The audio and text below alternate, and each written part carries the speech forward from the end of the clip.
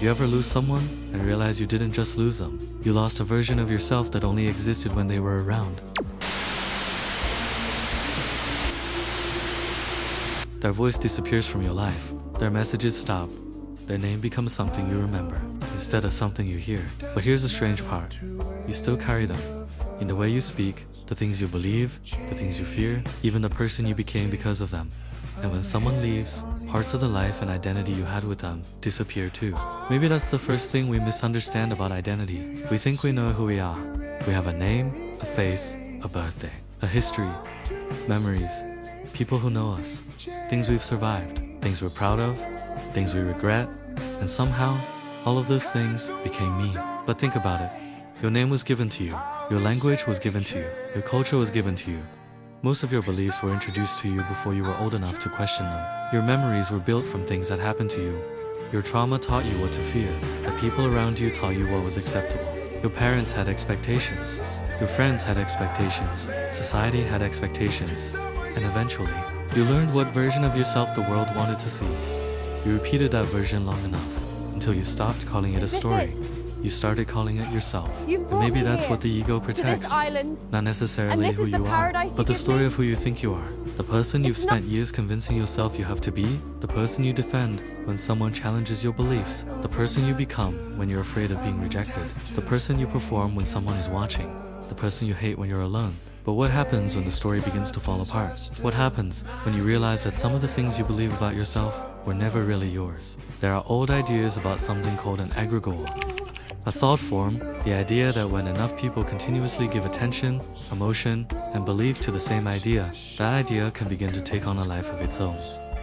A religion, a company, a movement, an ideology, a symbol. Millions of people can believe in something that doesn't physically exist in the way a person does, and yet that idea can create real effects in the world. People can die for it, build for it, destroy it, give their entire lives to it. So where does the idea end? And the people begin. And what if we do something similar on a smaller scale? What if the identities we construct, the beliefs we repeat, the fears we feed, eventually begin to influence the reality we experience? At some point, thoughts can begin to feel bigger than us. Beliefs can become almost impossible to question, especially when people build their entire lives around them. Sometimes, we carry a cross that was never ours to carry. Eventually, you aren't just holding the belief is holding you. And this is where things become uncomfortable, because information doesn't always make us free. Sometimes, information changes what we're capable of seeing and how we relate to reality. Info hazard. Information that can become harmful simply because you now know it. Because once a thought enters your mind, you can't return to the exact version of yourself that existed before it.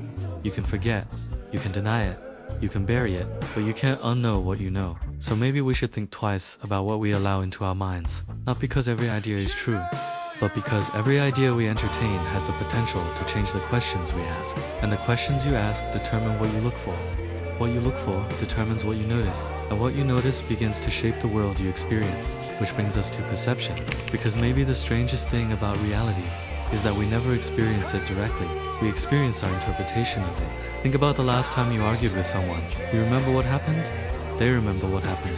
You both witnessed the same event, but somehow, you walked away with two completely different stories. Who was right? Maybe one of you. Maybe both, maybe neither. Because neither of you experienced the event exactly as it happened.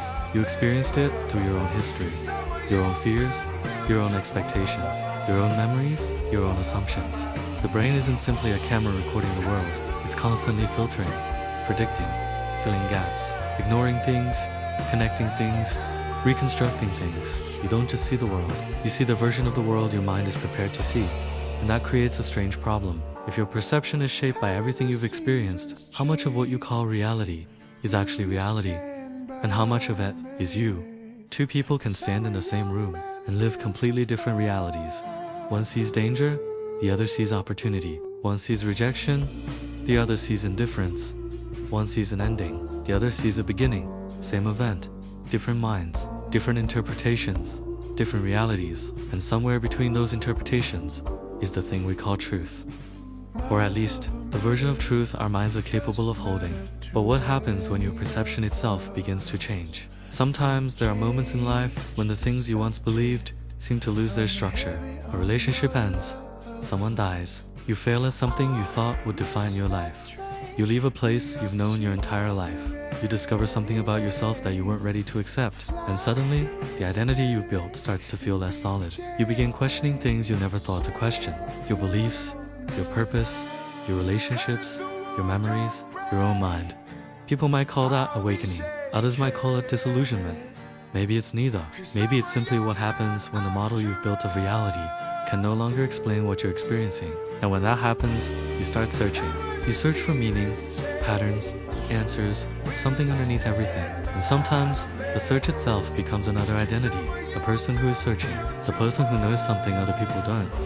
But maybe that's another illusion, another perspective, another story. Because even the desire to escape the ego can become another ego, another story, another identity. And sometimes, people try to escape these feelings by changing their state of consciousness. Through isolation, through music, through relationships, and sometimes through substances. Certain drugs can dramatically alter the way the brain and body experience reality. Time can feel different, music can feel different. Familiar places can suddenly feel strange.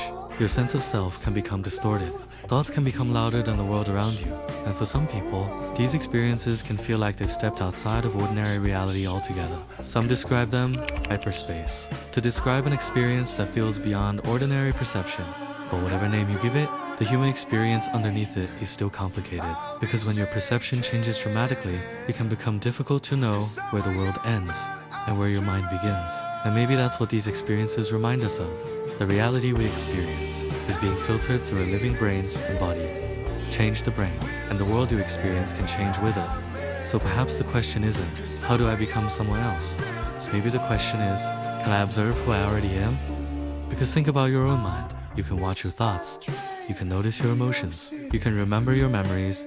You can observe your fears. You can even notice yourself creating stories about yourself. You can sit quietly and watch thoughts appear from nowhere. A thought arrives. You didn't consciously order it. It appears, then another, and you react to them. You believe some. You reject others. You follow some. You become afraid of others. But if you can observe your thoughts, are you the thoughts? If you can observe your emotions, are you your emotions? If you can observe your memories, are you your memories? If your identity is something you can examine, then what exactly is doing the examining? Maybe it all starts with awareness. Every experience, every thought, every emotion, every memory, every action, part of a continuous process of transformation. Energy moves, matter changes, life transforms, experience becomes memory, memory becomes identity, identity shapes perception, perception shapes experience, and experience feeds the identity again. A recurring loop in the mind, a story constantly rewriting itself. But somewhere inside that loop, there is something that notices, something that watches, something that knows that the thought is happening.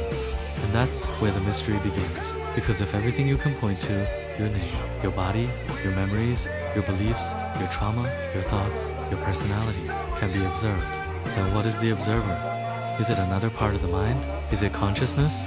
Is it simply the brain becoming aware of itself? Or is there something deeper? I don't know. Maybe that's the point. Because the moment you decide you have the answer, you've created another story, another belief, another identity. So maybe, don't believe me.